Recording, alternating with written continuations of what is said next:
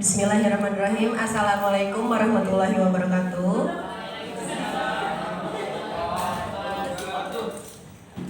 Terima kasih kepada Bapak Ibu yang telah menyempatkan waktunya untuk hadir di ruang kolaborasi membangun budaya positif SDN Cilangkap 01 pagi. Ya, sebelumnya kepada yang terhormat Ibu Kepala Sekolah Ibu Yusriana Ari yang hari ini tidak dapat hadir, yang terhormat Ibu Wakil Kepala Sekolah Bidang Kurikulum Ibu Marsida yang kebetulan saat ini juga sedang ada pertemuan orang tua murid kelas 6. Saya hormati Bapak Ibu Guru SDN Cilangkap 01 pagi yang berbahagia. Sebelum acara dimulai, marilah sama-sama kita panjatkan puji syukur kehadirat Allah Subhanahu wa taala karena telah diberikan nikmat sehat untuk kita berkumpul di ruangan ini. Ya, mari kita buka dengan membaca basmalah. Bismillahirrahmanirrahim. Ya, jadi pertemuan kita kali ini adalah untuk membangun budaya positif di SDN Cilangkap 01 pagi yang nanti akan disampaikan oleh Ibu Rifatil Fariha selaku calon guru penggerak angkatan 8. Ya, dimana memang implementasi ini harus diimbaskan kepada rekan-rekan sejawat di sekolah sendiri. Karena ini merupakan materi guru penggerak yang insya Allah sangat bermanfaat untuk kita di dalam kelas dalam mengajar anak-anak. Oke, langsung saja, mengingat waktu juga sudah siang, saya persilakan kepada Bu Rifa untuk memulai sesinya. Terima kasih. Terima kasih Bu Dian atas waktunya. Assalamualaikum warahmatullahi wabarakatuh. Waalaikumsalam warahmatullahi wabarakatuh. Alhamdulillahirabbil alamin. Puji syukur kehadirat Allah Subhanahu wa taala yang memberikan nikmatnya kepada kita untuk kita melaksanakan kegiatan sesi berbagi dalam membangun budaya positif di SDN Cilangkap 01 pagi. Ini adalah bagian dari pengimbasan materi modul 1 calon guru penggerak. Apa sih diantaranya peran guru kita ini sebagai guru adalah satu sebagai teladan, yaitu contoh sesuai dengan semboyan Ki Hajar Dewantara bahwa Ingarso Sumtulodo ing madya mangun karso tutwuri handayani. Jadi kita ini adalah teladan bagi murid-murid kita. Kemudian tugas kita, peran kita juga adalah menuntun murid-murid kita untuk mengembangkan atau mencapai potensi masing-masing sesuai dengan kodrat zaman dan kodrat alamnya. Jadi kita ini ibarat seperti petani padi yang sedang menyemai benih-benih. Disitulah bagaimana padi itu bisa tumbuh dan menghasilkan hasil yang baik, itulah tugas kita. Jikalau nanti ada di sawah itu misalkan ada ilalang yang tumbuh, berarti kita harus bisa menghilangkan itu. Atau ada hama yang menyerang, maka kita sebagai petani itu bisa menghilangkan hama tersebut. Itu ibaratnya. Jadi kita ini seperti petani yang sedang menyemai padi. Kemudian guru itu juga perannya memiliki nilai-nilai positif yang diharapkan nantinya itu bisa ditanamkan pada murid-murid kita. Apa sih konsep budaya positif? Di sini konsep budaya positif itu ada disiplin. Kemudian ada teori kontrol, ada posisi kontrol guru, teori motivasi, hukuman dan penghargaan, kebutuhan dasar manusia, keyakinan kelas, segitiga, restitusi. Ini semua yang akan kita bahas nanti. Inilah konsep budaya positif. Ice breaking dulu ya. Oke, ice breaking dulu kita. Sebelum kita ke materi lebih lanjut, mari kita ice breaking dulu.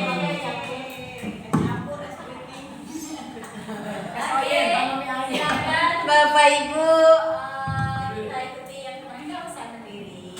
Kita ketut tangan kita. Ayo angkat tangannya.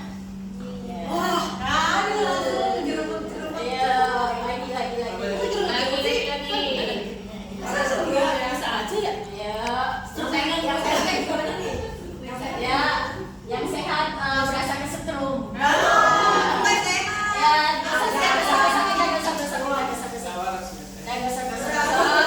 hangat.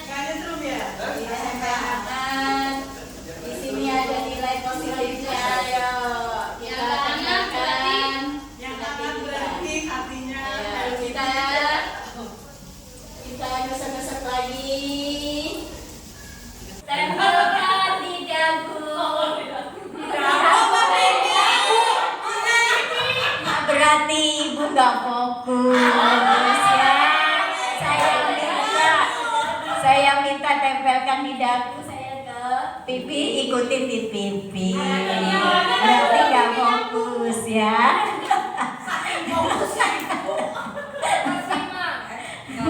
Oke, terima kasih. Tidak memperhatikan tapi ya, ini adalah kontrol teori, tapi ini ilusi kita, ilusi guru mengontrol murid. Benar gak bahwa guru itu adalah mengontrol murid? Kita paradigma kita bahwa guru itu bisa mengatur semua murid itu. Kemudian yang kedua, ilusi bahwa semua penguatan positif efektif dan bermanfaat. Contohnya penguatan positif itu seperti memberikan hadiah kepada anak untuk melakukan hal-hal yang baik. Itu konsep kita yang kita pahami saat ini. Kemudian ilusi bahwa kritik dan membuat orang merasa bersalah dapat menguatkan karakter. Contohnya, kamu itu kok gak kasihan sih sama ibu? Gak masuk sekolah lagi. Itu dengan begitu dia membuat anak merasa bersalah, itu akan nantinya nanti dia rajin. Kemudian ilusi bahwa orang dewasa memiliki hak untuk memaksa. Setiap orang seorang dewasa itu memiliki hak untuk memaksa pada anaknya. Ini semua adalah ilusi kita, ya. Nah, apa paradigma baru pendekatan teori kontrol yang menurut Stephen R. Covey adalah paradigma baru bahwa stimulus respon nih. Bila kita ingin membuat kemajuan perlahan, sedikit-sedikit ubahlah sikap atau perilaku Anda. Namun, bila kita ingin memperbaiki cara-cara utama kita, maka kita perlu mengubah kerangka acuan kita. Ubahlah bagaimana Anda melihat dunia, bagaimana Anda berpikir tentang manusia. Ubahlah paradigma Anda, skema pemahaman dan penjelasan aspek-aspek tertentu tentang realitas. Jadi bukan hanya melihat dari sisi kita aja, tapi lebih ke kebutuhan manusia secara umumnya. Nih, paradigma stimulus respon. Stimulus respon, realitas kebutuhan kita sama. Padahal kalau teori kontrol itu realitas kebutuhan kita berbeda. Betul nggak? Sama nggak kebutuhan kita? Enggak kan? Tidak. Itu yang sebenarnya. Tapi ilusi kita adalah realitas kebutuhan kita sama. Kemudian yang kedua, semua orang melihat hal yang sama. Padahal realitas kebutuhan kita, padahal teori kontrol kita itu setiap orang memiliki gambaran berbeda, punya persepsi berbeda kan? Ya, kemudian kita mencoba mengubah orang agar berpandangan sama dengan kita. Itu stimulus responnya. Kalau teori kontrolnya, kita berusaha memahami pandangan orang lain tentang dunia. Ya, kemudian perilaku buruk dilihat sebagai suatu kesalahan. Padahal semua perilaku itu adalah memiliki tujuan. Mau perilaku baik atau tidak baik itu pastinya dia melakukan karena ada tujuan. Kemudian orang lain bisa mengontrol saya. Hanya Anda, hanya kita sendiri yang bisa mengontrol kita. Kita mau bahagia, kita mau sedih, kita mau marah, itu hanya kita yang bisa mengontrol, bukan orang lain. Kemudian saya bisa pemaksaan ada pada saat rujukan gagal. Teori kontrolnya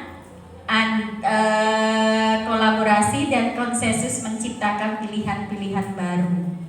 Kemudian model berpikir menang kalah, ini teori kontrolnya model berpikir menang. Jadi tidak ada yang kalah. Ini paradigma stimulus respon oleh Stephen R. Covey. Kemudian bagaimana kita berperilaku? Ini bagaimana kita berperilaku? Apakah perilaku kita selama ini itu apa yang kita lakukan, mengapa kita lakukan? Kenapa kita ngajar? Kenapa kita nggak jadi ibu rumah tangga aja di rumah? Pasti itu kan ada alasannya. Kemudian apakah kita melakukan sesuatu karena ada dorongan dari lingkungan atau dorongan yang lain? Nah, itu pasti ada alasannya. Pernahkah Anda melakukan sesuatu untuk mendapatkan senyuman atau pujian orang lain, untuk mendapat hadiah atau untuk mendapatkan uang? Apalagi kira-kira alasan orang melakukan sesuatu? Pastinya ada stimulus dari eksternal, gitu, dan ada dari internal. Lebih berat sebenarnya segala sesuatu itu adalah dorongan dalam diri. Nah, disiplin kita, ini kaitannya dengan disiplin. Secara umum disiplin itu adalah tindakan dan perasaan untuk patuh dan taat terhadap nilai-nilai yang dipercaya, baik berasal dari dalam dirinya maupun dari luar yang dianggap sebagai tanggung jawab. Jadi orang disiplin itu lebih karena adanya dorongan eksternal. Bedanya dengan disiplin positif nantinya. Kalau hanya disiplin itu karena tindakan yang dilakukan itu karena adanya dorongan dari luar, pengaruh dari luar, gitu. Contoh absen kita, itu kan hanya mesin ya, nggak bisa menegur kita, gitu, nggak bisa menegur kita. Tujuan kita misalkan datang sebelum tank batas waktu absen apa? Apakah karena takut potongan TKD atau karena memang kita ingin menjadi diri kita lebih baik? Seperti itu dorongannya. Ki Hajar Dewantara mengatakan bahwa di mana ada kemerdekaan, disitulah ada disiplin yang kuat. Sungguh pun disiplin itu bersifat self disiplin, yaitu kita sendiri yang mewajibkan kita dengan sekeras-kerasnya. Tetapi itu sama saja, sebab jikalau kita tidak cakap melakukan self disiplin, wajiblah penguasa lain mendisiplinkan kita. Dan peraturan demikian itulah yang harus ada di dalam suasana yang merdeka. Di sini merdeka itu kita bisa mencapai apa yang kita inginkan, tapi masih dalam batasan-batasan positif. Jadi kalau kita, kata Ki Hajar Dewantara, kalau kita tidak bisa mendisiplinkan kita sendiri, maka perlu ada penguasa yang harus mendisiplinkan kita. Ya, jadi disiplinnya kita itu kembali lagi pada diri sendiri, dorongan dari dalam, kita mau disiplin atau enggak. Gitu. Di sini kepala sekolah misalkan perannya memang sebagai atasan, tapi kalau misalkan kita udah lakukan tank absen itu, kalau nggak ada teguran dari kepala sekolah nggak apa-apa, biarin aja.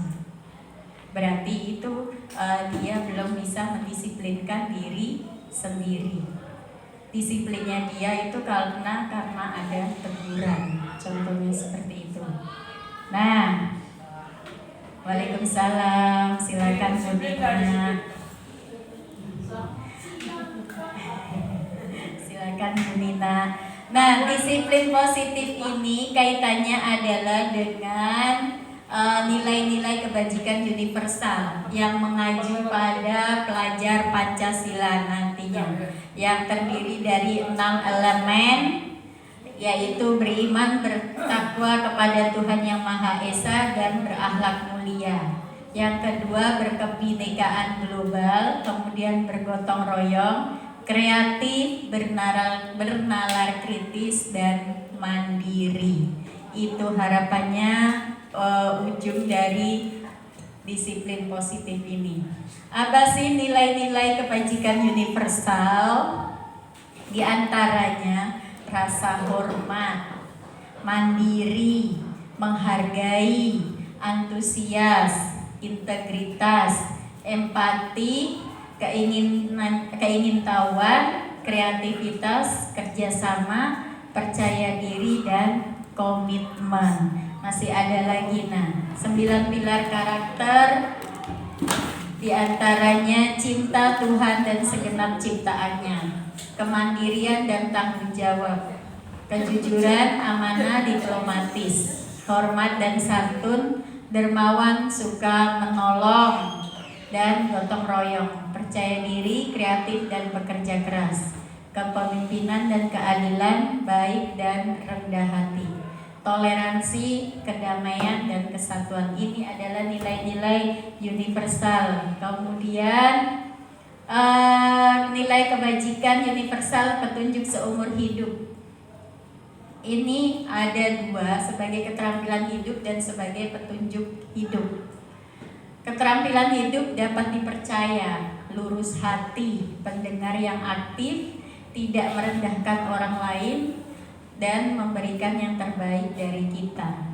Kemudian petunjuk hidup itu penalaran, bekerja sama, keberanian, keingintahuan, tanggung jawab, dan berorganisasi. Nah, itu adalah dari disiplin positif. Kemudian kita ke segmen berikutnya, yaitu 3 motivasi perilaku manusia.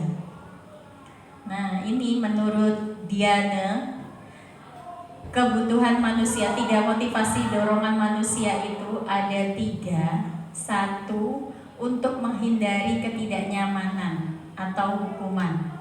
Yang kedua, mendapatkan imbalan atau penghargaan dari orang lain. Yang ketiga, untuk menjadi orang yang merasa ingin dan menghargai diri sendiri. Kita ada di bagian mana ini? Yang kalau memaknai disiplin positif, berarti kita harusnya berada di yang nomor 3, ya, yang nomor 3. Biasanya untuk menghindari ketidaknyamanan itu atau hukuman itu, biasanya orangnya misalkan gini, apa yang terjadi jika saya tidak melakukan ini? Kira-kira apa yang terjadi pada diri saya? Seperti itu. Kemudian untuk mendapatkan imbalan, apa yang saya dapatkan jika saya berbuat baik? Dan apa yang saya dapatkan jika saya tidak berbuat baik? Itu orangnya berpikir seperti itu. Tapi kalau untuk yang nomor 3, ini lebih menghargai diri sendiri, bahwa kita ingin menjadi orang yang punya nilai dan menghargai diri sendiri. Di sini ya, sebagai guru kita tadi yang di depan tadi, bahwa kita harus punya nilai. Nantinya ini akan jadi teladan bagi murid-murid kita. Kemudian di sini ada hukuman, konsekuensi, dan restitusi. Kita bacakan dulu contoh kasus. Bisa Pak Fajar tolong dibacakan. Iva, contoh kasus. Iva kurang menguasai pelajaran matematika, sehingga pada saat kegiatan pembelajaran matematika berlangsung, dia banyak berdiam diri atau menggambar di buku pelajarannya. Pak Tomo menanyakan pertanyaan yang membuat Iva menjadi gugup dan tidak sengaja menjatuhkan tasnya dari kursi, serta tiba-tiba menjadi gagap pada saat berupaya menjawab. Seluruh kelas pun tertawa melihat perilaku Iva yang bicara gagap dan terkejut tersebut. Pak Tomo pada saat itu membiarkan teman-teman Iva menertawakan Iva yang tergagap dan malu luar biasa, dan malah meminta Iva maju ke depan dan berdiri di depan kelas sambil menunjuk hidungnya karena tidak bisa menjawab pertanyaan Pak Tomo. Kelas makin gaduh dan anak-anak pun tertawa melihat Iva di depan kelas memegang ujung hidungnya. Oke, kita semua di sini guru ya. Coba sekarang saya minta pendapatnya Bu Dita. Kira-kira yang dilakukan Pak Tomo ini sudah benar atau tidak? Sangat tidak benar. Dan saya tidak setuju dengan perilaku Pak Tomo. Alasannya, karena seharusnya Pak Tomo itu bertanya, mengulang kembali pertanyaannya, kemudian berusaha untuk tidak mempermalukan anak muridnya di depan murid yang lain. Ini sangat merendahkan IPA. Terima kasih. Terima kasih Bu Dita. Silakan nanti ambil hadiahnya di kedai Beauty. Oke. Apa yang terbesit di diri kita antara hukuman, konsekuensi, dan restitusi? Prostitusi.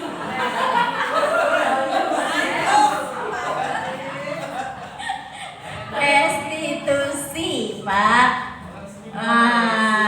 Saya setelah mempelajari modul ini, pernah saya upload di status saya, mari kita merestitusi diri kita. Ada salah satu guru di sini komen. Kemudian dia mencari referensi di Google arti dari restitusi. Restitusi itu yang diartikan di situ sama dengan bayaran, gitu kan? Akhirnya, gitu kan? Jadi, nah kalau hukuman itu apa sih biasanya kaitannya? Sanksi.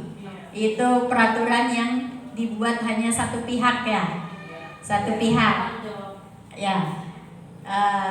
Kemudian konsekuensi, akibat. Ini sudah disampaikan, ada kesepakatan, tapi ada sebab akibat, konsekuensi.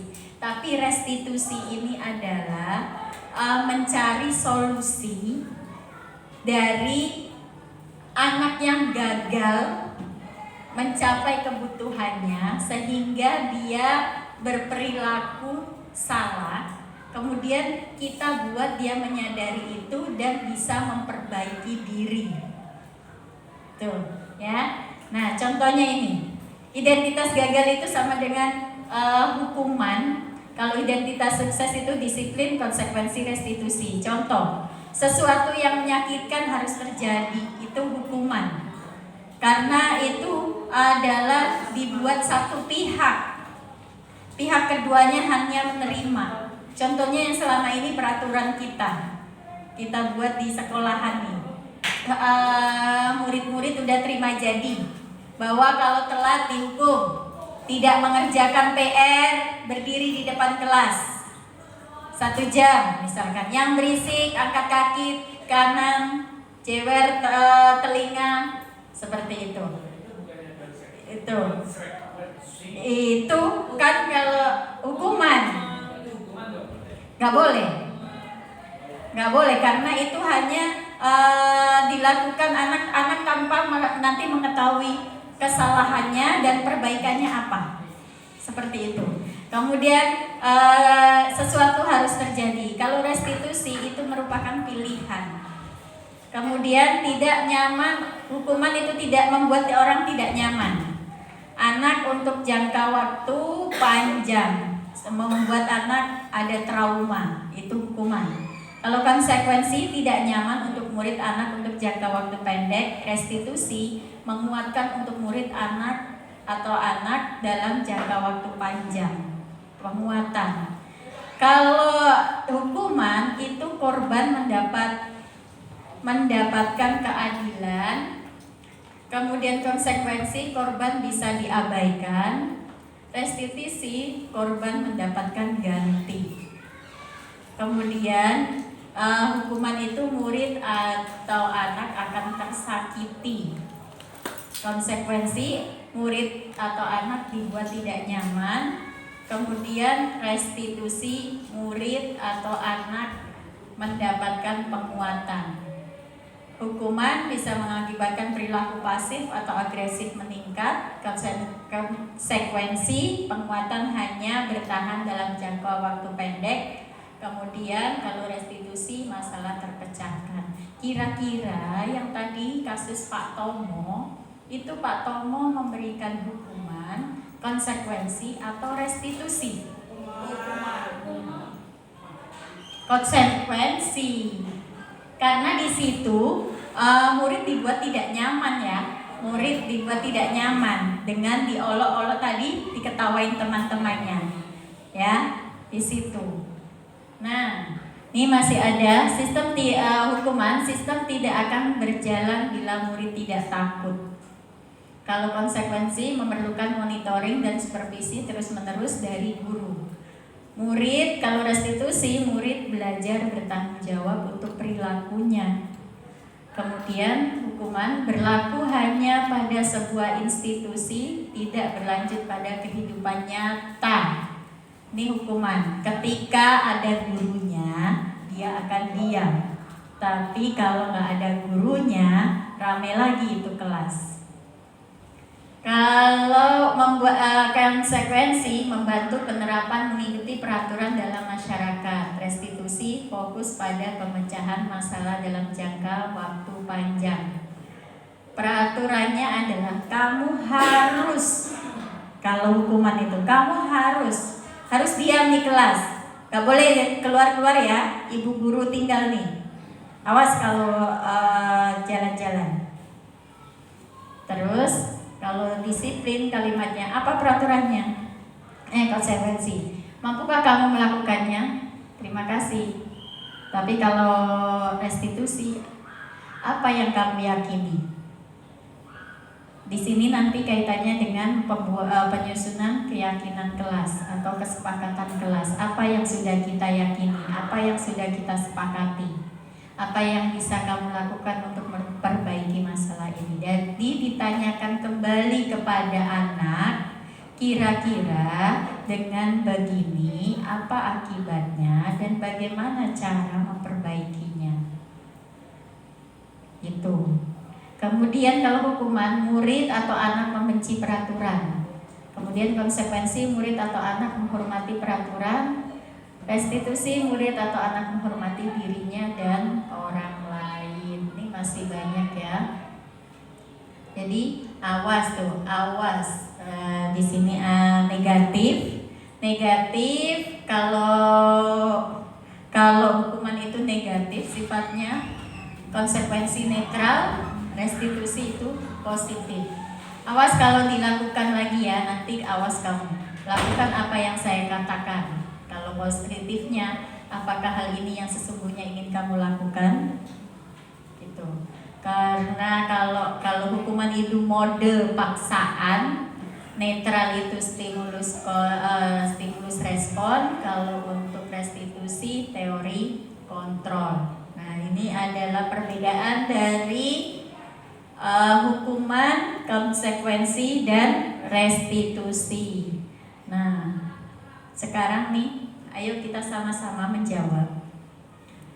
Hukuman atau konsekuensi? Mencatat 100 kali di dalam buku kalimat, saya tidak akan terlambat lagi karena terlambat ke sekolah. Kira-kira hukuman atau konsekuensi? Hukuman. Yang kedua, lari mengelilingi lapangan basket 2 kali karena terlambat hadir di sekolah.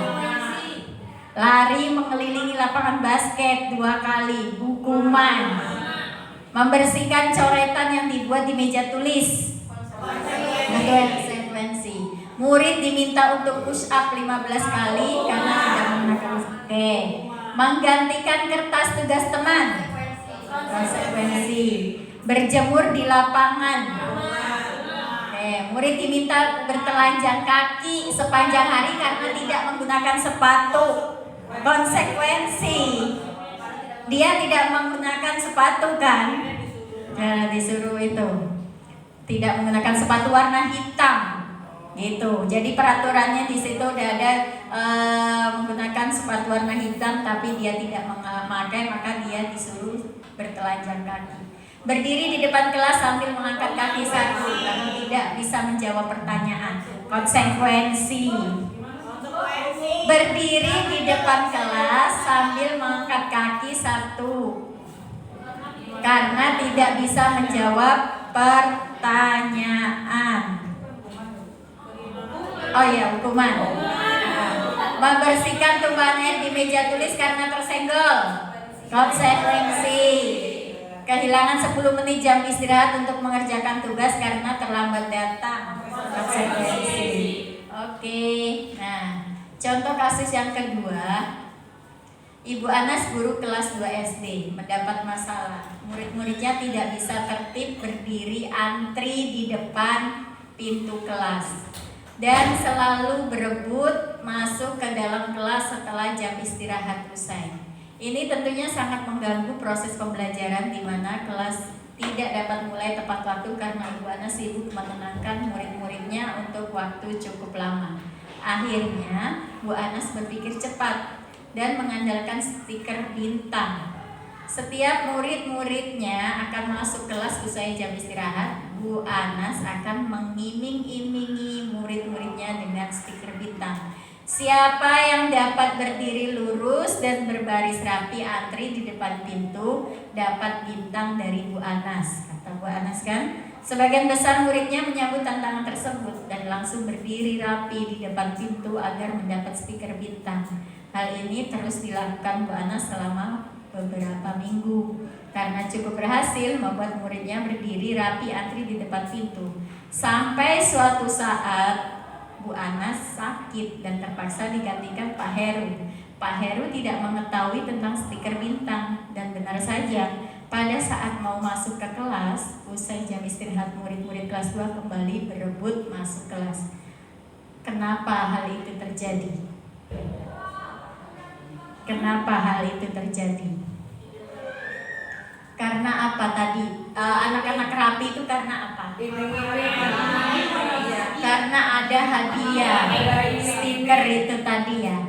Jadi kira-kira dari sini hadiah itu membangun atau tidak? Positif itu. Iya, tidak kan? Karena dorongan yang timbul untuk rapi, untuk disiplin itu karena dorongan dari luar, bukan internal dari diri anak itu sendiri. Makanya di sini dikatakan bahwa penghargaan maupun hukuman adalah cara-cara mengontrol perilaku seseorang yang menghancurkan potensi untuk pembelajaran sesungguhnya. Jadi kalau dalam teori ini penghargaan itu sama dengan menghukum, membuat anak itu tidak berbuat baik atau disiplin positif itu dari dalam dirinya sendiri, tapi lebih ke karena dorongan dari luar tadi, hadiah atau penghargaan, seperti itu. Jadi kalau selama ini kita kasih reward anak biar dia tambah rajin, tambah baik, gitu kan. Tapi kalau di teori ini tidak dibenarkan, itu sama dengan menghukum. Dalam contoh kasus itu, karena diberikan reward, anak yang bagus, yang jawabannya benar, itu akan nanti mendapat poin. Tapi ternyata ketika dites, anak yang mendapat banyak poin itu malah yang nggak bisa, karena itu tidak menetap di sini. Tapi ketika saat itu aja, ketika dites dia pengen dapat poin, dia belajar, tapi tidak disimpan baik-baik. Jadi hanya di short term memorinya aja, bukan di long term memorinya yang nantinya akan diingat terus, seperti itu. Kemudian restitusi adalah proses menciptakan kondisi bagi murid-murid untuk memperbaiki kesalahan mereka, sehingga mereka bisa kembali kepada kelompok mereka dengan karakter yang lebih kuat.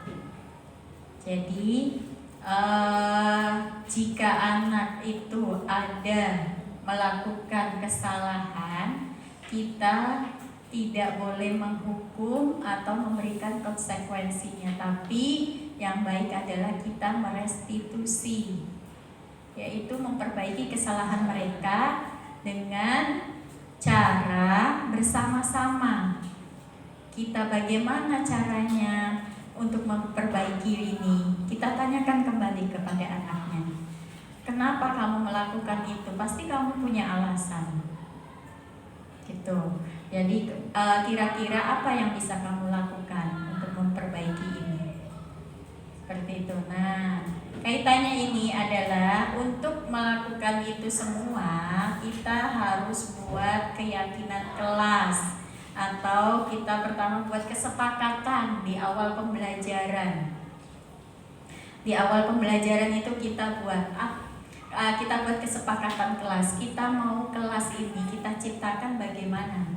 Karena kurikulum merdeka ini kan berpihak pada murid, ya, berpihak pada murid. Semuanya itu adalah untuk murid, bukan untuk kebutuhan guru, tapi lebih untuk ke murid, berpihak pada murid. Kita buat keyakinan kelas. Pertama kita kesepakatan kelas apa? Anak-anak mau ngapain nih? Kelas kita mau gimana? Biasanya anak kan dilarang berbicara atau ngobrol saat belajar. Kita ubah nanti dari kalimat anak-anak, masukan anak-anak itu kita ubah menjadi positif. Gak ada kata-kata negatif dilarang, tidak ada. Tapi kita belajar lebih serius atau fokus. Dilarang lari-lari di koridor kelas, kita ganti dengan berjalan di koridor, seperti itu. Nah, ini keyakinan kelas, contohnya selalu bersikap positif, senantiasa menjadi diri terbaik, percaya dan menghormati orang lain serta barang miliknya, berkomitmen terhadap setiap tugas, senantiasa membantu.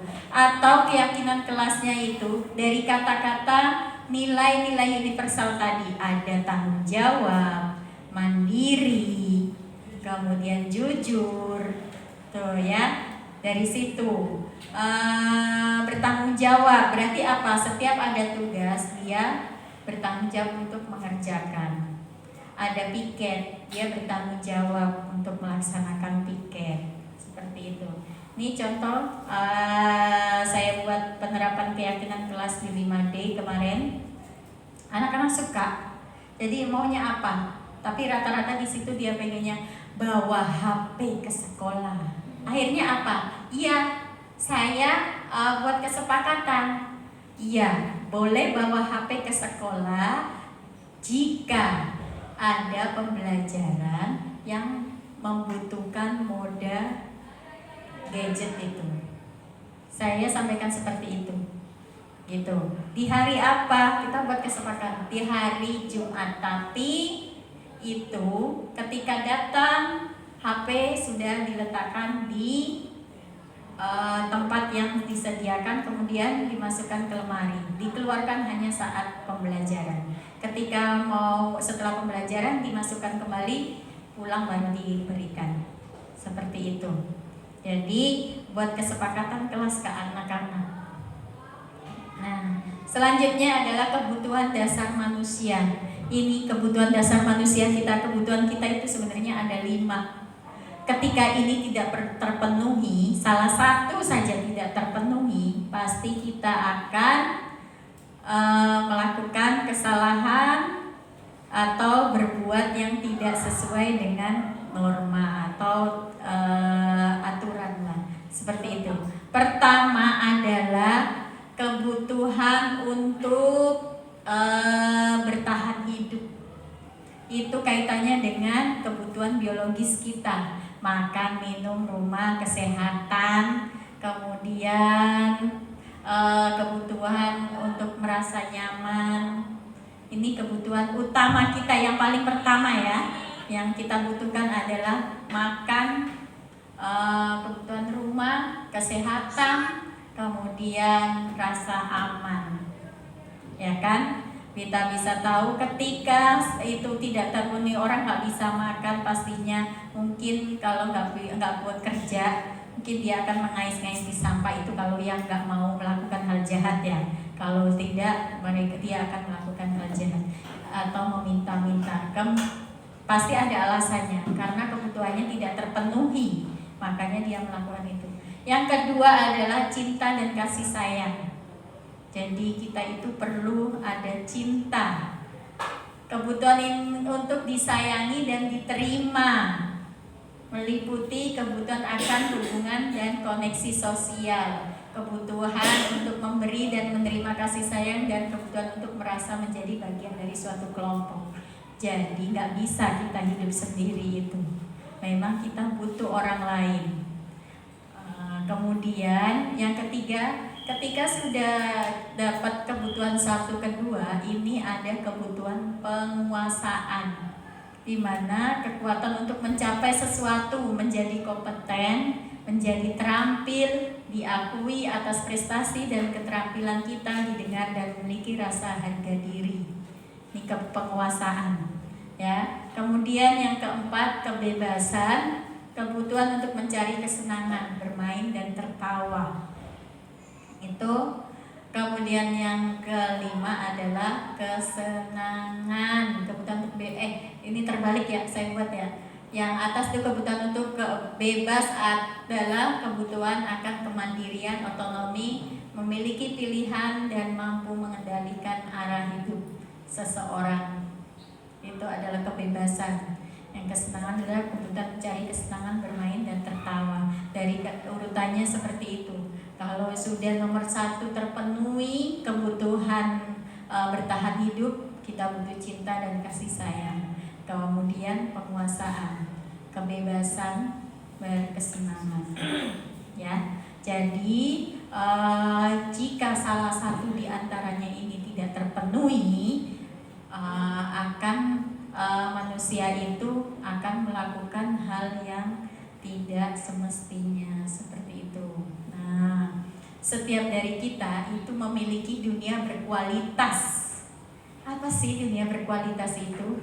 Tempat khusus dalam pikiran kita, tempat kita menyimpan gambaran representatif dari semua yang kita inginkan. Bisa berisi orang-orang, hal-hal dan apa saja yang terbaik dalam hidup kita, dan membuat kita merasa bahagia dan terpenuhi kebutuhan dasar kita.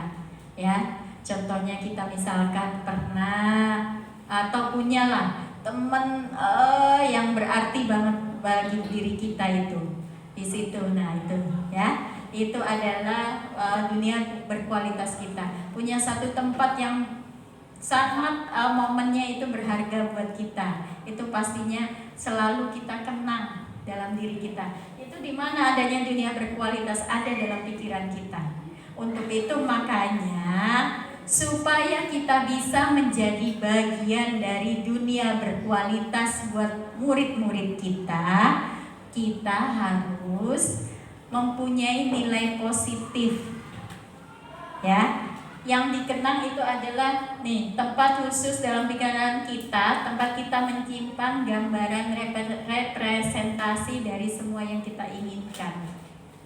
Ada sampai hari tuanya saya dulu punya guru baik banget, begini. Ya, mungkin nantinya Bu Ulfa jadi dunia berkualitasnya Cici. Semoga diterima. Seperti itu. Ya. Pagi-pagi tadi aja udah nyamperin kan? Berarti itu kan mungkin masuk dunia berkualitasnya Cici, gitu. Jadi kita tidak boleh menyerah ya Bu Ulfa, semangat. Nggak boleh mengeluh. Cerita boleh cerita. Ya, cerita nggak apa-apa, kan itu sharing ya. Jangan dipendam, kata siapa kemarin itu. Oh, saya lihat ininya Ari Untung, Deng. Ketika ini gelas nggak ada lubangnya besar di atas ini, ketika dilubangin nggak keluar kan. Tapi ketika itu tutupnya dibuka, ini dicabut, misalkan di sini ada jarumnya, dicabut, dia akan ikut keluar. Karena itulah seperti itu. Jangan hanya dipendam di dalam, harus dibuka supaya bisa dibagi, gitu kan? Ya Bu Herlin. Oke. Bu Herlin, kenapa dikeluarin ya? Sungguh super. Oke, sekarang kita ke restitusi 5 posisi kontrol. 5 posisi kontrol ini kita harus pahami ya sebagai guru. Ini 1 ada penghukum, 2 membuat merasa bersalah, 3 sebagai teman, dan 4 pemantau, 5 manajer. Nah, kalau sebagai penghukum nih, seorang penghukum bisa menggunakan hukuman fisik maupun verbal. Orang-orang yang menjalankan posisi penghukum senantiasa mengatakan bahwa sekolah memerlukan sistem atau alat yang dapat lebih menekan murid-murid lebih dalam lagi. Apa yang akan terjadi pada murid kita?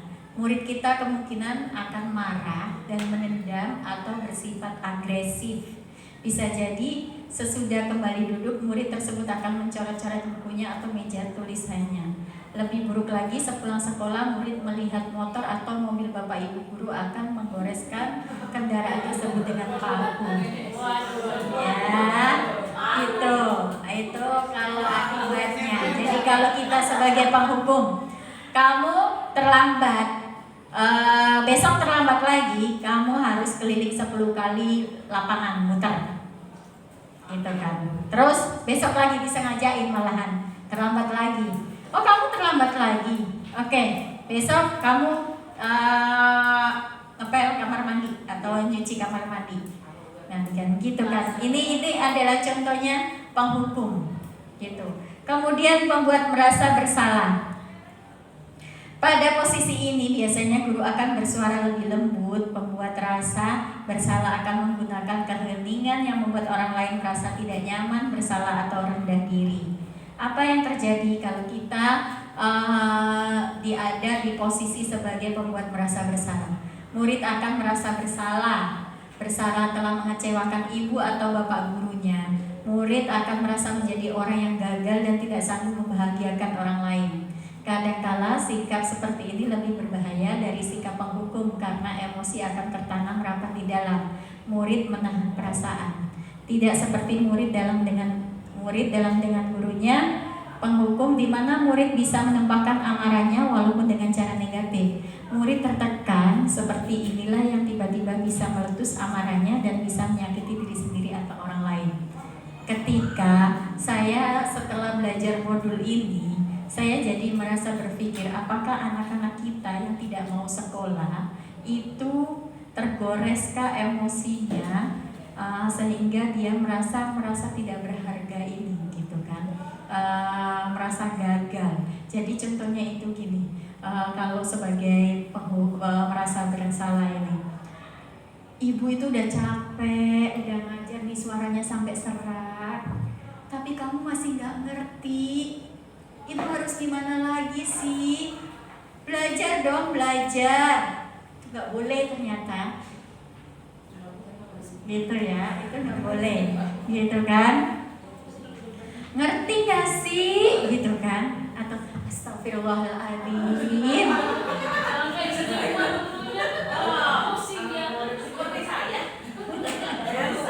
Gitu kan? Saya juga sering melakukan itu. Jadi kadang, aduh rasanya Bu Rifa pengen guling-guling deh ya, gitu kan? Kok udah dari tadi dijelasin kok masih nggak ngerti, gitu kan? Kamu kemarin dari kelas sebelumnya belajar apa? Gitu. Nah, siapa gurunya? Turun ke Bu Junari. Pernah kejadian tuh murid itu. Si Aji sama itu, Ardi datang ke kelas disuruh Bu Rifa katanya. Belajar lagi sama Bu Junari. Berarti kamu tidak mengerti, gitu kan? Nah, kemudian sebagai teman, guru pada posisi ini tidak akan menyakiti murid, namun akan tetap berupaya mengontrol murid melalui persuasi. Posisi teman pada posisi bisa negatif atau positif. Positif di sini berupa hubungan baik yang terjalin antara guru dan murid. Guru di posisi teman menggunakan hubungan baik dan humor untuk mempengaruhi seseorang. Kalau di sini saya lihat itu mungkin ada kedekatan dengan orang tua juga kaitannya. Jadi bisa menjadi teman. Apa yang dirasakan akibat dari itu ke murid? Murid akan merasa senang dan akrab dengan guru. Ini termasuk dampak yang positif. Hanya saja di sisi negatif murid menjadi tergantung pada guru tersebut. Bila ada masalah, dia merasa bisa mengandalkan guru tersebut untuk membantunya. Akibat lain dari posisi teman, ini si A, jadi hanya akan berbuat sesuatu bila yang menyuruh adalah guru tersebut dan belum tentu berlaku yang sama dengan guru atau orang lain. Jadi misalkan gini, kamu terlambat. Misalkan nih kita sebagai guru kelas dan di situ ada misalkan pencatat poin. Ya udah deh, nanti Bu Rifa bilangin deh, udah sana masuk, gitu. Jadi ya udah nanti Ibu beresin deh, besok jangan terlambat lagi ya, kan gitu aja. Jadi teman.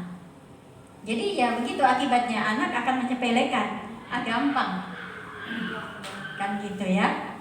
Baik ini ibunya, gurunya. Baik ini biarin aja gitu kan. Kan gitu. Nah, seperti itu ya. Kemudian sebagai pemantau, memantau berarti mengawasi. Pada saat kita mengawasi, kita bertanggung jawab atas perilaku orang-orang yang kita awasi. Posisi pemantau berdasarkan pada peraturan-peraturan dan konsekuensi. Dengan menggunakan sanksi atau konsekuensi, kita dapat memisahkan hubungan pribadi kita dengan murid sebagai seseorang yang menjalankan posisi pemantau. Apa akibatnya pada murid kita? Murid memahami konsekuensi yang harus dijalankan karena telah melanggar salah satu peraturan sekolah. Guru tidak menunjukkan suatu emosi yang berlebihan, menjadi marah atau membuat merasa murid berbuat salah. Murid tetap dibuat tidak nyaman, yaitu harus tinggal kelas pada waktu jam istirahat dan mengerjakan tugas. Guru tetap harus memantau murid pada saat mengerjakan tugas di jam istirahat karena murid tidak bisa ditinggal seorang diri.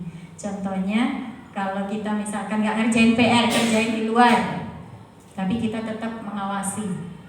Itu sebagai pemantau. Kemudian yang paling baik adalah kita harus sebagai manajer. Posisi di mana guru berbuat sesuatu bersama dengan murid, mempersilahkan murid mempertanggungjawabkan perilakunya, mendukung murid agar dapat menemukan solusi atas permasalahannya sendiri. Nanti di posisi ini akibatnya apa pada murid? Posisi manajer, maka suara guru ini sebaiknya tulus ya, tidak perlu marah, tidak perlu meninggikan suara, apalagi menunjuk-nunjuk jari ke murid, berkaca pinggang atau bersikap seolah menyesal. tampak sedih sekali akan perbuatan murid atau bersenda gurau menempatkan diri sebagai teman murid. Fokus ada pada murid, bukan untuk membahagiakan guru atau orang tua. Jadi murid sudah mengetahui adanya suatu masalah dan sesuatu perlu terjadi. Bila guru mengambil posisi pemantau, guru akan melihat apa konsekuensi atau peraturannya. Tapi pada posisi manajer, guru akan mengembalikan tanggung jawab pada murid untuk mencari jalan keluar permasalahannya, tentu dengan bimbingan guru, ya. Jadi lebih ke kenapa, ada masalah apa, gitu kan. Nanti dia cerita, menurut kamu itu udah benar atau enggak? Dia bilang kalau dia pasti tahu kalau itu salah. Harusnya bagaimana, gitu kan? Nah, untuk memperbaikinya bagaimana? Kita tanyakan. Jadi itu untuk memperbaiki diri bukan dari kita, tapi si anak sendiri yang akan menentukannya. Misalkan anak itu menendang bola, kena gurunya atau kena temannya. Apa yang harus kamu lakukan? Minta maaf. Selain itu, untuk menghilangkan rasa sakitnya bagaimana? Atau menyingkat temannya, kemudian jadinya jatuh, diketawain teman-teman, kan malu. Malu itu kan nggak bisa dihilangin, nggak bisa gimana caranya menghilangkannya, kan gitu kan? Bagaimana cara menghilangkannya itu? Nggak cukup hanya dengan minta maaf, gitu kan? Minta maaf. Hanya dengan minta maaf, apalagi yang bisa kamu lakukan untuk memperbaiki itu, gitu kan? Jadi seperti itu. Nah, bagaimana caranya itu kita untuk menjadi posisi manajer? Kita melakukan segitiga restitusi. Segitiga restitusi itu pertama kita menstabilkan identitas, ya. Kemudian validasi tindakan yang salah. Kemudian yang ketiga menanyakan keyakinan, menstabilkan identitas, kan? Di sini kalau menstabilkan anak ketika melakukan kesalahan, contohnya misalkan dia kasusnya di dalam kelas ada anak izin ke kamar mandi. Pak, izin ke kamar mandi ya pertama. Yang kedua izin lagi ke kamar mandi. Tapi ketika yang ketiga teman-temannya ini pada ketawa kan Pak izin ke kamar mandi, tapi pada cekikikan. Gurunya jadinya bertanya-tanya ada apa ya ketika dia ke kamar mandi kok teman-temannya pada ketawa. Kemudian si gurunya akhirnya memanggil, ada apa sebenarnya? Apakah kamu sakit? Tidak. Apakah kamu sakit? Kenapa bolak-balik ke kamar mandi? Saya memang ada sakit, gitu kan. Terus katanya, sakit apa? Ayo kita ke rumah sakit. Enggak. Terus kenapa? Dia masih nggak ngaku. Jadi terus kita seperti ini, tidak perlu takut. Di sini bapak ibu tidak mencari siapa yang salah, tapi lebih ke bagaimana mencari solusi ini. Setiap orang itu pasti pernah punya salah. Setiap orang itu pasti pernah melakukan kesalahan. Tidak hanya dirimu. Itu untuk menstabilkan identitas itu. Jadi menguatkan si anak. Tidak hanya kamu yang pernah melakukan kesalahan. Setiap orang itu punya masalah, pernah salah. Tidak apa-apa. Jadi tolong jawab ada apa, gitu kan. Baru dia cerita, saya melakukan itu karena saya nggak punya teman. Jadi saya bilang ke teman-teman, gimana kalau aku iseng ya, nanti pura-pura ke kamar mandi, iseng. Oh iya, kamu mau nggak melakukan itu? Kata si A ini. Iya, dengan begitu dia kan punya teman, ditemenin. Jadi kebutuhan apa yang nggak terpenuhi dari si A tadi? Kasih sayang, ya, cinta dan kasih sayang. Dia nggak punya teman, supaya dia diakui, disenangi temannya. Kemudian dia punya ide seperti itu, jadinya temannya dukung seperti itu, ya. Jadi kemudian caranya itu seperti itu. Setelah dia mengakui itu, kemudian yang kedua adalah divalidasi tindakan yang salah. Kira-kira kamu dengan berbuat iseng itu sudah benar atau enggak? Keyakinan kelas mana yang belum kamu lakukan? Seperti itu, kita sebutkan keyakinan kelas mana. Jadi makanya urutannya kita harus membuat keyakinan kelas dulu. Keyakinan kelas mana yang belum kamu laksanakan?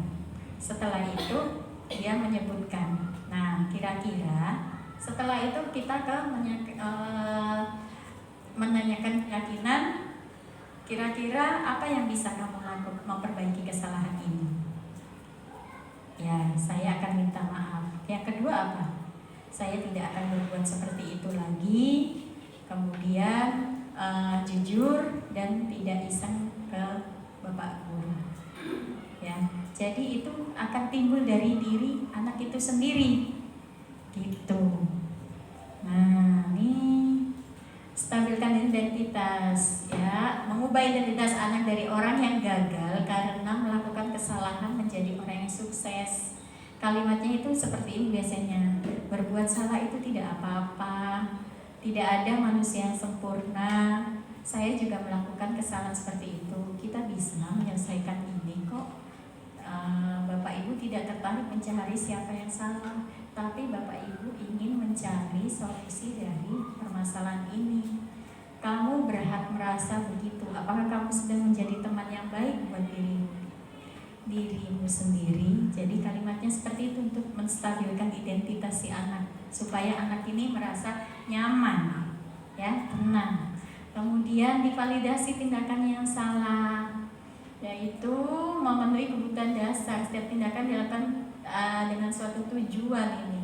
Validasi yang salah. Padahal kamu bisa melakukan yang lebih buruk dari ini kan, misalkan tonjok-tonjokan di kelas gitu kan, atau apa, atau nyingkat temannya. Kita itu kan, padahal kamu bisa melakukan lebih buruk dari ini gitu kan. Kamu pasti punya alasan mengapa melakukan itu. Kamu patut bangga pada dirimu sendiri karena kamu telah melindungi sesuatu yang penting buatmu. Kamu boleh mempertahankan sikap itu, tapi kamu harus menanamkan sikap yang baru. Jadi kita nggak perlu gondok dalam hati menghadapi anak-anak dengan segala keunikannya itu, ya, gitu. Nah, yang ketiga menanyakan keyakinan. Nah, apa yang kita percaya sebagai kelas, atau keluarga? Apa yang kita yakini di kelas ini? Keyakinan kelas seperti apa yang sudah kita buat? Mana yang belum kamu lakukan? Itu, ya. Nah, apa nilai-nilai umum yang telah kita sepakati? Apa bayang kita tentang kelas yang ideal? Setelah itu nanti kita berikan penguatan. Oke, kamu lakukan. Mari kita lakukan keyakinan kelas ini. Kita indahkan keyakinan kelas yang sudah kita buat. Nah, ini adalah praktek saya melaksanakan segitiga restitusi. Kok nggak keluar suaranya ya?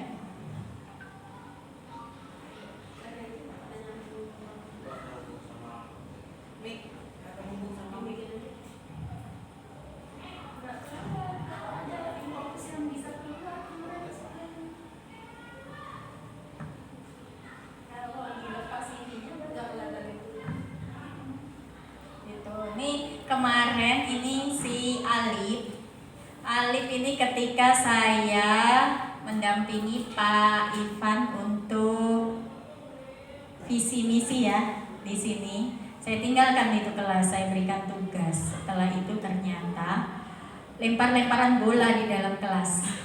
Lempar-lemparan bola. Kemudian datanglah Pak Sigit. Terus habis itu dimarahin Pak Sigit, diambil bolanya. Kemudian Pak Sigit menyampaikan ke saya, kira-kira Pak Sigit posisinya sebagai apa ya? Dari 5 posisi kontrol tadi, sebagai pemantau. Dia tidak memberikan hukuman atau restitusi, tapi dia sebagai pemantau. Kemudian menyampaikan ke saya. Besok paginya kemudian saya restitusi dia, Alif, ada masalah apa kemarin? Kemudian dia menceritakan, Alif, saya sampaikan di sini Bu Rifa tidak mencari siapa yang salah, karena dia bercerita bahwa pertama itu bola memang ada di dia, kemudian menggelinding mau diambil, dia lempar-lemparan sama Rama katanya. Ternyata dihadang sama anak perempuan. Kemudian anak perempuan lempar ke perempuan lagi, lempar, akhirnya gaduh itu kelas. Gitu ya. Jadinya kemudian si Alif ini saya restitusi. Nah, setelah saya restitusi, dia menceritakan yang jujur yang semuanya. Kemudian sampai ke orang tua, dia nyampein ke orang tuanya, dan orang tuanya juga minta maaf gitu kan. Alhamdulillah gitu. Padahal sebenarnya saya mencari masalah itu juga, supaya ada yang bisa saya upload dan saya restitusi itu anak gitu kan. Gitu kan. Alhamdulillah ketika naik ada laporan, oh ya besok saya restitusi ini gitu kan. Gitu kan. Yang kedua adalah ini, nih jagoan-jagoan Bu Evi nih. Ini juga ketika belajar ngobrol aja gitu kan. Nah, ya itu gengnya ini kan. Akhirnya terus saya restitusi. Nah, tanggapan mereka ketika saya tanya apa tadi tanggapannya setelah Bu Rifa panggil, Bu Rifa tanya-tanya gitu kan, takut, dia bilang gitu kan, takut. Terus kira-kira kedepannya gimana? Enggak begitu lagi Bu gitu kan. Jadi si anak masih merasa nyaman, nggak merasa dihukum ya. Tapi dia tahu apa yang harus dia lakukan untuk memperbaiki ini. Ya, itu tadi semua adalah tentang disiplin positif. Jadi kita sebagai guru harus menerapkan disiplin positif, budaya positif ini ke anak. Kemudian kita harus mampu menjadi manajer, posisi manajer buat anak dari posisi 5 kontrol tadi ya.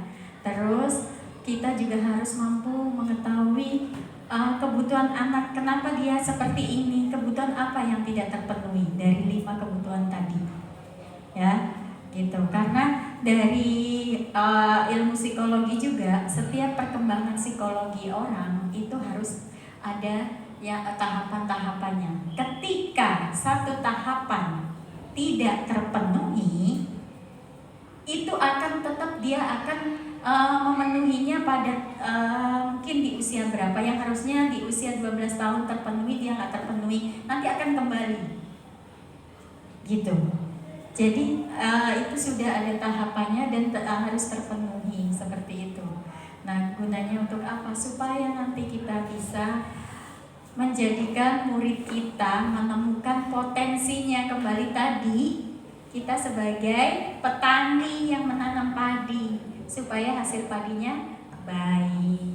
Seperti itu. Kita sebagai guru nanti mampu membersamai anak-anak, mengembangkan potensinya sesuai dengan bakatnya. Ya.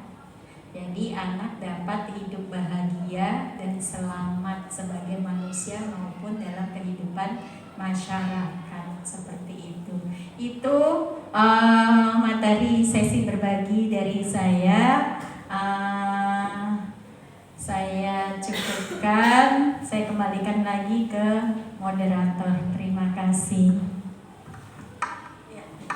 Boleh tepuk tangan dulu dong buat Bu Rifa yang sudah memberikan ilmu-ilmunya kepada kita. Ya, sekarang kita buka sesi tanya jawab, atau boleh pesan-pesannya atau pengalaman-pengalaman yang pernah Bapak Ibu lakukan. Ya, ada yang mau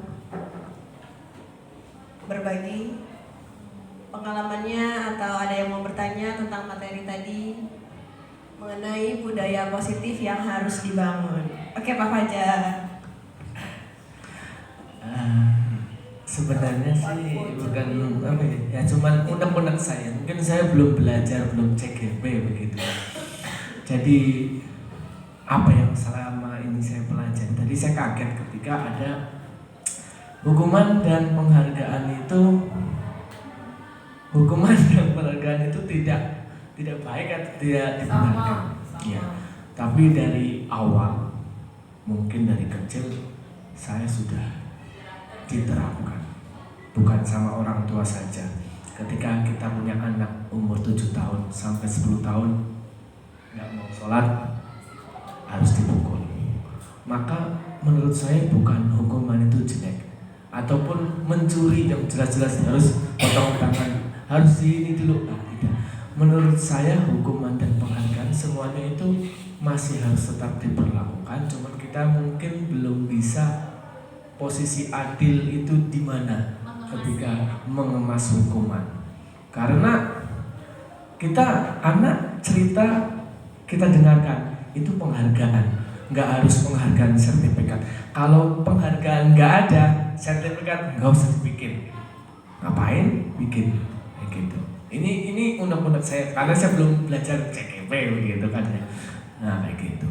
Intinya begitu. Jadi dari awal ataupun penjara nggak usah ada hukuman. Nah kita belajar aja menjadi apa, restitutif apa itu dan sebagainya. Dengan apa? Pertama tadi segitiga keyakinan, restitusi keyakinan, terus apa itu gitu. Jadi mungkin menurut saya sih begitu, hukuman dan penghargaan tetap memang harus ada, cuman harus dikemas dengan sebaik. Ya belum bisa memaksimalkan. Ya Daftar dong. Ya, Pak Fajar kayaknya segera mendaftar ya. Oke, terima kasih Pak Fajar. Ya, penghargaan adalah hukuman itu. Ya, ini mau Fajar jawab bisa ya. Jadi memang itu pun ketika kemarin kita sesi kolaborasi gitu kan, diskusi juga, elaborasi juga, kita bertentangan itu ya, karena selama ini yang kita terapkan ketika untuk mendisiplinkan seseorang itu menggunakan hukuman dan penghargaan itu. Memang itu juga jadi perdebatan itu, kok bisa gitu kan, hukuman itu sama dengan penghargaan sama dengan hukuman gitu kan. Justru penghargaan itu menghukum anak untuk berbuat baik atau berkreativitas seperti itu. Terima kasih ya Pak Fajar atas masukannya. Mungkin saya kembalikan lagi ke Bu Dian. Bu Tisa.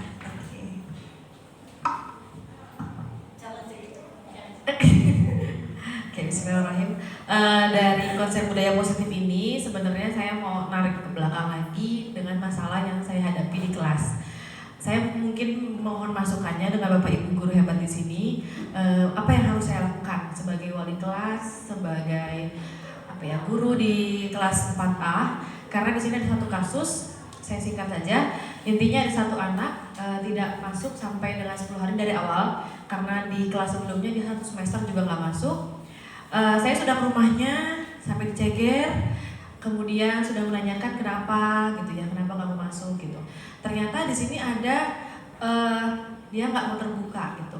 Ternyata saya usut lagi di kelas, ternyata memang dia ada korban bullying. Korban bullying yang menurut saya dia benar-benar masuk ke dalam hati, benar-benar sudah di titik tidak mau sekolah karena bullying ini. Bullyingnya mungkin waktu itu jadi ketika dia buang air besar tapi di celana kelas 3. Kemudian di situ teman-temannya mentertawakan sampai besoknya dia mencoba masuk walaupun dia merasa malu sekali. Tapi dia merasa berusaha, ya udah aku coba deh ke sekolah. Tapi setelah di sekolah ternyata masih berlanjut itu bullying. Betul. Nah, itu posisi karena masih di kelas 3 ya. Jadi saya tidak bisa menerapkan segitiga restitusi. Kemudian ternyata anaknya nangis seharian karena posisi itu. Jujur saya merasa sakit hati juga ya. Maksudnya ini anak kasihan banget gitu, karena saya lihat anaknya ini anak baik gitu, anaknya ganteng sampai dia benar-benar nggak mau ke sekolah, itu berarti ada luka di dalam hatinya yang nggak bisa terobati. Nah, bagaimana saya menerapkan, karena di situ saya tahu pelakunya siapa, anaknya korbannya juga seperti apa, tapi anak ini kan nggak mau masuk ke dalam kelas ya, nggak mau sekolah. Bagaimana saya menerapkan segitiga restitusi? kepada si pelaku dan membuat budaya positif bullying di kelas itu tidak ada. Sementara anaknya juga tidak mau ke sekolah. Jadi apakah saya hanya mengkonfirmasi dari si pelaku, sementara yang korbannya tidak melihat, ibaratnya dia juga pasti merasa sebel gitu ya, pasti sebel sama pelakunya. Tapi pelakunya ini kan dia ibaratnya udah nggak mau melihat lagi gitu. Jadi apa yang harus saya perbuat sementara anaknya di rumah? Terima kasih Bu Rifa. Mungkin masukan dari ibu yang lain. Oke, jadi ini Bu Tisa punya murid korban bullying ya, yang ternyata nggak masuk karena dibullying sama teman-temannya dari kelas 3 ya. Oke. Ya, sebaiknya dua-duanya direstitusi ya, dua-duanya, gitu kan. Nah, kalau untuk yang pelaku nih, jadi nanti diharapkan si anak ini akan menjadi seperti duta anti bullying, gitu kan? Ya, jadi nanti ketika ada yang anak yang mau membuli temannya, dia yang lebih garda terdepan untuk mengingatkan supaya teman-temannya nggak bully, gitu kan. Yang untuk yang si korban kita restitusi, jadi kita tanyakan apa maunya, gitu kan. Kemudian ini kamu masih di usia sekolah dan harus sekolah. Kita sentuh dia bahwa pendidikan itu penting, gitu kan. Maunya kalau misalkan saya mau pindah kelas aja nggak di situ, atau pindah sekolah lain ya, gitu.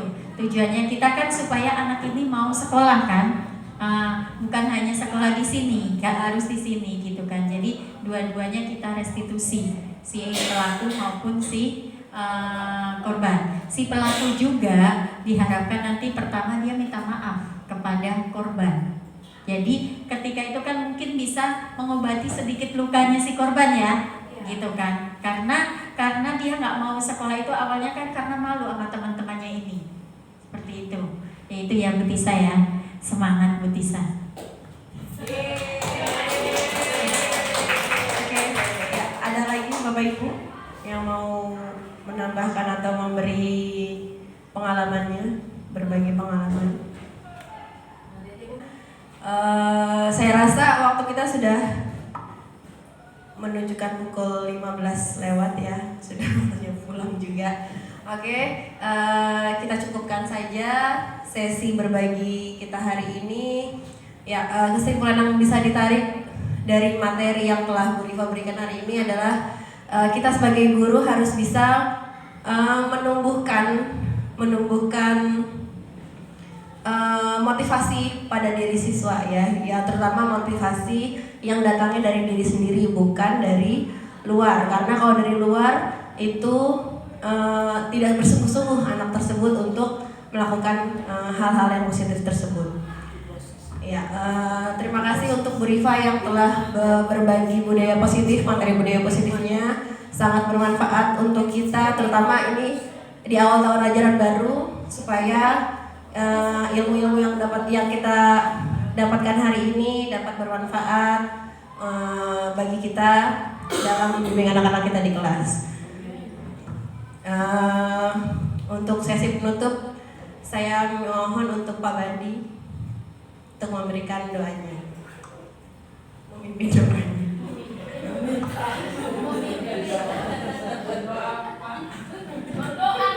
Assalamualaikum warahmatullahi wabarakatuh.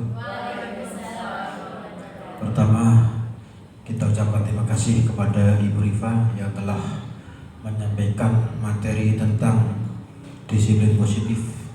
Semoga kita dapat mengimplementasikan atau menerapkan kita di saat-saat ngajar di kelas.